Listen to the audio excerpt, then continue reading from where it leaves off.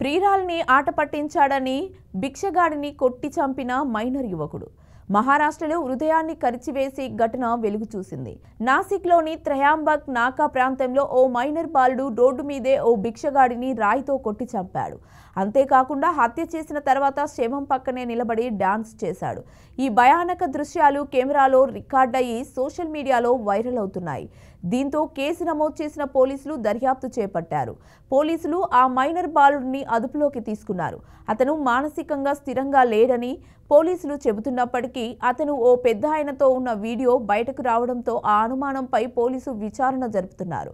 వివరాల్లోకి వెళ్తే ఆ మైనర్ తన ప్రేయసితో కలిసి నాసిక్లోని టక్కర్ మార్కెట్ సమీపంలోని ఓ హోటల్లో బయట నిలబడి ఉన్నాడు. అతని ప్రేయసి వాటర్ బాటిల్కి వెళ్లిన సమయంలో పక్కనే ఉన్న ఓ భిక్షగాడు ఏదో మాట్లాడడం అతనికి కనిపించింది. ప్రేయస్తో భిక్షగాడు ఏదో చెప్తున్నాడనే అనుమానంతో ఆగ్రహానికి గురైన మైనర్ పక్కన ఉన్న పెద్ద రాయి తీసుకొని భిక్షగాడి తలపై బలంగా విసిరాడు. దీంతో తీవ్రంగా గాయపడి భిక్షగాడు అక్కడికక్కడే మృతి చెందాడు. సమాచారం అందుకున్న పోలీసులు సంఘటనా స్థలానికి చేరుకొని మృతదేహాన్ని స్వాధీనం చేసుకున్నారు. భిక్షగాడి గుర్తింపు కోసం ప్రయత్నిస్తున్నారు. మైనర్ను పోలీసులు అదుపులోకి తీసుకున్నారు.